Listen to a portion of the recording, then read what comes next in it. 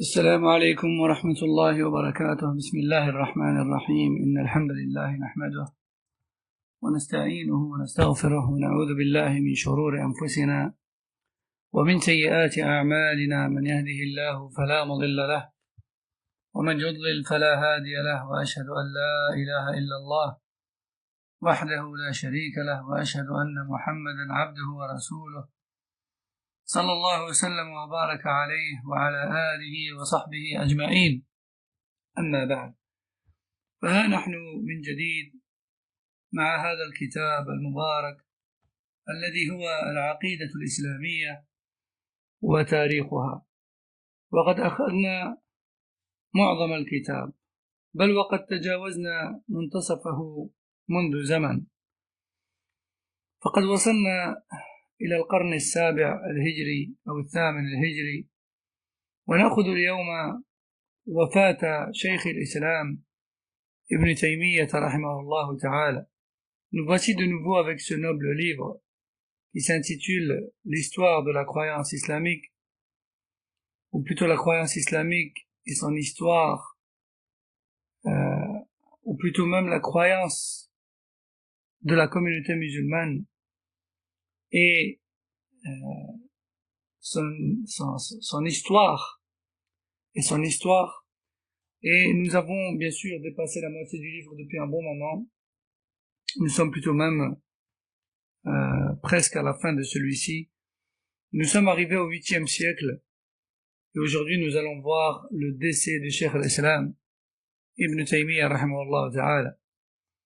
قال الشيخ محمد أمان: بعد ذلك الجهاد الطويل والتضحية المريرة، توفي شيخ الإسلام في السجن في قلعة دمشق، أي في خلوته كما سماها هو رحمه الله، حيث يتجرد فيها لعبادة الله ومناجاته وتلاوة كلامه وتدبره، بعد أن ترك للقراء مكتبة عظيمة قد عجز الساعون في حصرها في معرفة محتوياتها بصورة قاطعة، إذ لا تزال مؤلفات الشيخ مبعثرة هنا وهناك وموزعة في العالم، وما جمعه الشيخ عبد الرحمن بن قاسم في تلك المجموعة العظيمة إنما هو جزء من تلك المكتبة.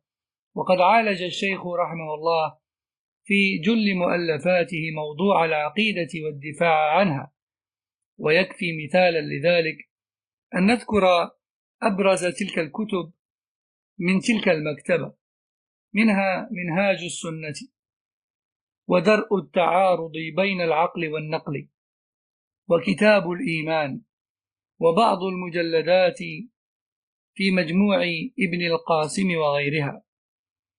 هذا وقد ورث الشيخ علمه ومنصبه في الدعوة إلى الله والدفاع عن العقيدة تلميذه الفذ فريد وقته ابن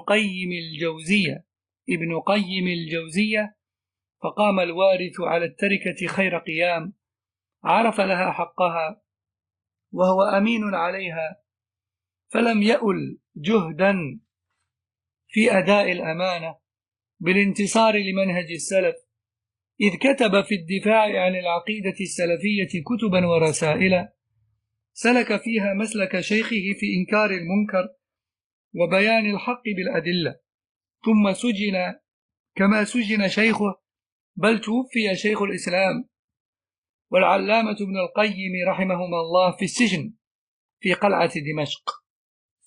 Donc, après ce long combat mené par Cheikh al-Islam ibn Taymiyyah rahimahullah dans le prêche de l'islam authentique, et après toutes ces difficultés rencontrées par celui-ci, il est décédé rahimahullah ta'ala, emprisonné dans la prison de Qal'at Dimashq à Damas, et ce seul dans sa solitude et dans sa cellule rahimahullah. Mais cette solitude qui pourrait être considérée comme difficile par nous, cette solitude et cette mort qui pourrait être considérée comme étant une mort difficile à nos yeux, lui, il appelait cela un isolement avec Allah subhanahu wa ta'ala. Lorsqu'il était emprisonné, il considérait que c'était un isolement avec son Seigneur, tabaraka wa ta'ala. Car en effet, durant ces emprisonnements, le cheikh, rahimahullah, passait son temps dans l'adoration et l'invocation et la récitation du Coran et la méditation de celui-ci. Bien sûr, sans oublier la quantité énorme d'écrits qu'il a laissés comme héritage aux lecteurs, des écrits si nombreux que nul n'a pu les cerner et les recueillir tous sans exception. D'ailleurs, nul ne connaît la totalité de ce qu'il a écrit, rahimahullah ta'ala, tant ses ouvrages sont nombreux et tant ceux-ci sont éparpillés par-ci par-là dans le monde entier. Et un noble cheikh est venu bien après et a tenté de recueillir un maximum d'entre ces écrits et de les rassembler dans un seul ouvrage. Ce cheikh, c'est Cheikh Abdurrahman ibn Qasim, rahimahullah. Il a rassemblé un maximum de ses écrits dans un ouvrage qu'il a appelé Al-Majmu'ah, ou Majmu'ah, Cheikh al-Islam ibn Taymiyyah, rahimahullah ta'ala. Donc, le recueil de Cheikh al-Islam ibn Taymiyyah, rahimahullah. Mais en réalité, ce recueil n'est qu'une infime partie de ce que le cheikh a écrit. Aussi, il faut savoir que Cheikh al-Islam ibn Taymiyyah, rahimahullah, la majorité des écrits de Cheikh al-Islam ibn Taymiyyah, rahimahullah, étaient dans le domaine de la croyance et du dogme et la défense de celui-ci. Et parmi les livres qu'il a écrits, sans doute les plus célèbres d'entre eux, c'est Minhaj al-Sunnah, la voie prophétique, ou encore point de contradiction entre la raison saine et les textes, ou encore le livre de la foi, ou encore donc ce recueil qui nous est parvenu d'Ibn Qasim, qui a recueilli dedans un maximum de ses écrits, rahimahullah. Donc ainsi, Cheikh al-Islam ibn Taymiyyah, rahimahullah, a laissé derrière lui un très grand héritage qui a été parfaitement expliqué et transmis et défendu par son élève, l'unique en son genre, Ibn Qayyim al-Jawziyya. Car en effet, cet élève qui était le meilleur d'entre ses élèves, il a pris la relève de la meilleure des manières. Et il a continué à prêcher cet islam authentique et à l'expliquer et à le propager et à le défendre de la meilleure des façons. Car en effet, Cheikh Ibn al-Qayyim, rahimahullah, suivait et faisait triompher et prônait la voie des pieux prédécesseurs, rahimahumullah. Il a écrit dans ce domaine bon nombre de livres afin de défendre leurs croyances, que cela soit dans des livres ou de petits ouvrages. En suivant cela, pour exemple, son cheikh, Ibn Taymiyyah, rahimahullah, il blâmait le mal et faisait triompher la vérité. Il a d'ailleurs même été emprisonné lui aussi, comme son cheikh. Il est d'ailleurs décédé lui aussi, en cellule, comme son cheikh, et dans la même prison, à Qal'at Dimashq. ويعتبر نشاط ابن القيم في الدعوة والإصلاح امتدادا لجهاد شيخه، فقد ناله من الأذى جزء مما نال شيخه، إذ لا بد لكل مصلح من الأذى والابتلاء، لأنهم يعملون على منهج الأنبياء، فأشد الناس بلاء الأنبياء ثم الأمثل فالأمثل، ولكنه سبحانه رحمة منه ولطفا بالعباد يبتليهم على حسب إيمانهم قوة وضعفا، فمن كان في إيمانه قوة وصلابة اشتد بلاؤه، ومن كان في إيمانه رقة وضعف خفف عنه، كما صح بذلك حديث عن النبي صلى الله عليه وسلم. وبعد وفاة شيخ الإسلام ابن تيمية رحمه الله انفرد في الميدان العلامة ابن القيم وحمل لواء الدعوة والإصلاح وواصل المسيرة بالدعوة، فرأى أنه قد حان الوقت للهجوم المباشر بدل الدفاع عند نقطة الحدود، لأن الاكتفاء بالدفاع المجرد قد يشعر بالضعف، فهاجم الجاهلية بأنواعها في قعر دارها، فكتب في ذلك كتبا هجومية ميدانية هاجم فيها الخصوم في قوة المؤمن، فأزعجهم وزلزل أقدامهم وأوقعهم في حيرة. ومن تلكم الكتب الصواعق المرسلة على الجهمية والمعطلة، وكذلك اجتماع الجيوش الإسلامية في غزو المعطلة والجهمية.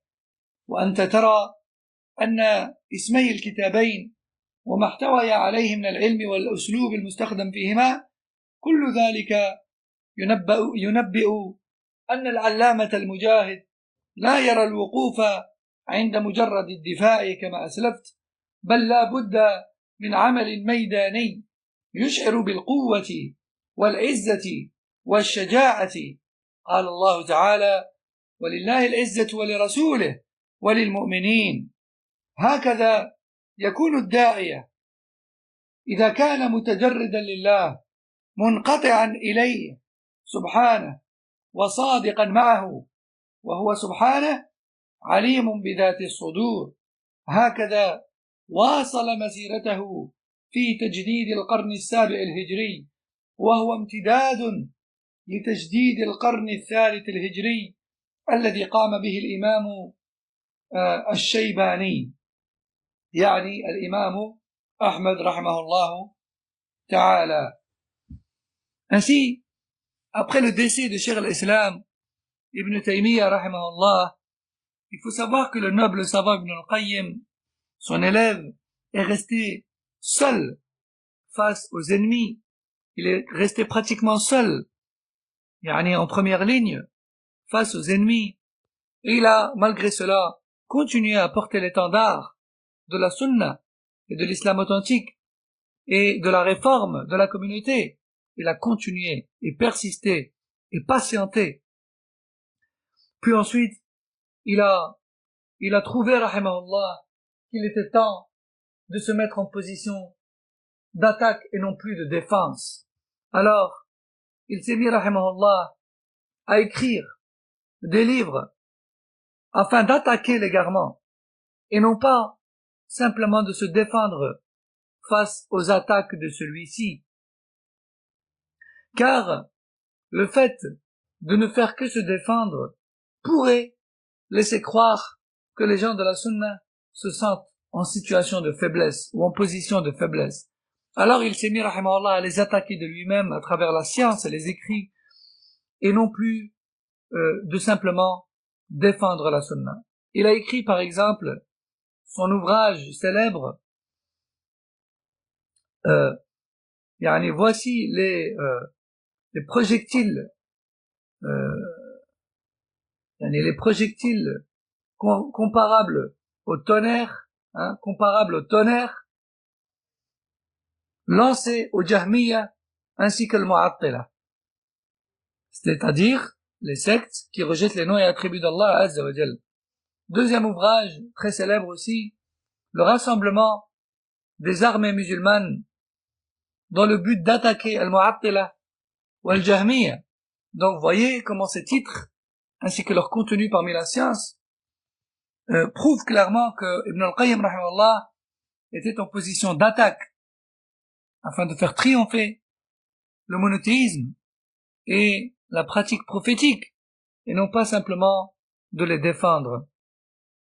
Naam. Allah Azza wa Jal dit dans le Coran, ce qui a pour sens dans sourate Les Hypocrites verset 8, c'est à Allah seul qu'appartient toute la puissance, ainsi qu'à son messager et aux croyants. le prêcheur de la vérité doit faire preuve de courage. Il doit faire preuve de courage et de fierté et de patience et de ne jamais baisser les bras. Ainsi doit être le prêcheur sincère envers Allah Azza wa Jal.